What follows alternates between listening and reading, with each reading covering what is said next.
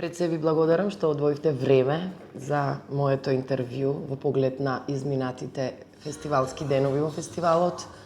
Задоволна е малце да се каже, пресрекна сум, бидејќи навистина до денес, а остануваат уште многу малце настани.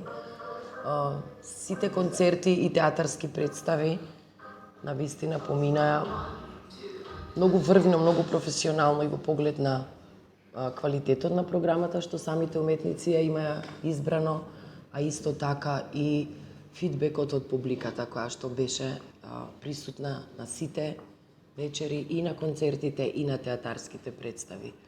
Станува збор за најголемата културна манифестација во земјава и пошироко, фестивалот Охридско лето, кој што навистина го заслужува тој квалитет и го покажа на дело. Токму така, бројката е некаде околу 1000 уметници од 25 земји, ако не и повеќе, али мислам дека се 25 широм светот.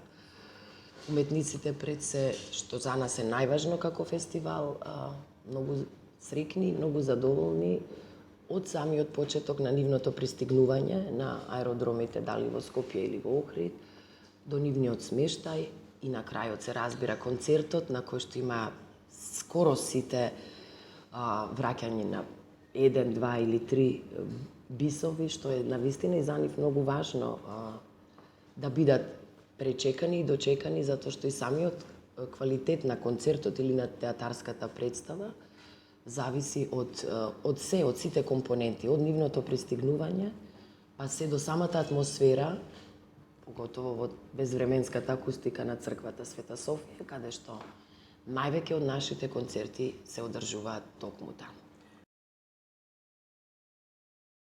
Точно така, тешко да се одговори ова прашање, затоа што секој настане посебен за себе и квалитетен за себе, али секогаш ќе го издвојам отварањето на фестивалот Охридско лето со 4 тенори и диригентот од Италија Лоренцо Бизарија во придружба на нашата национална опера и балет, оркестарот од Националната опера и балет. Ете, нека биде тоа издвоено за, ако можам да издвојам, можда е, не знам, нескромно за останатите уметници, сепак е многу тешко ова да се одговори, али ете, спектакуларното отварање нека биде мој фаворит за оваа година.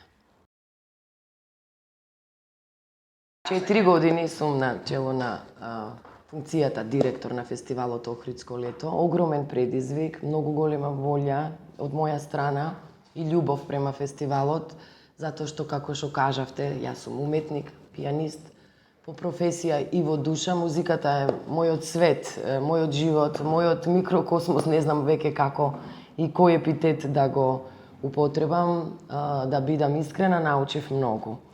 Во поглед на менаџирањето, во поглед на меѓународните контакти со уметниците, со нивните менаџери, и мислам дека Охридско лето е извор на едно учење, на една школа, на едно менаџирање кое што не може да застане. Секоја година има нешто ново да се научи, нешто ново да се спроведе, така што да, се надевам дека добро сработив заедно со мојот тим. Без тимот не би можела, искрено, да го сработам фестивалот. Никој човек сам ништо не може да направи, како што една птица пролет не носи.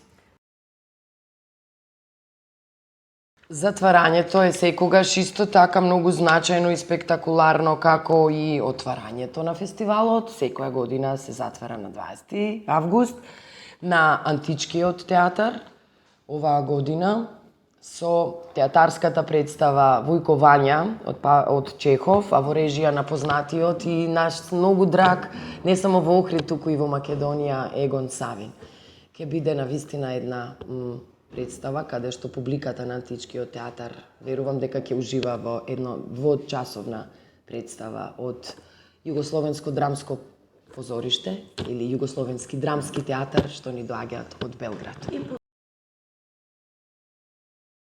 По спуштањето на завесата, мислам дека секогаш прво треба да ги соберам моите емоции, затоа што се измешани. Во еден момент би сакала да трае уште 40 дена, во друг момент сум среќна што завршува, затоа што е навистина една Многу макотрпна работа преку целата година, не само овие 40 дена, голема организација, но секогаш тука е тимот, колективот на Охридско лето на кој што неизмерно сум им благодарна за сето тоа да се реализира и да се успее и е јавно, транспарентно, каде што публиката треба да ужива.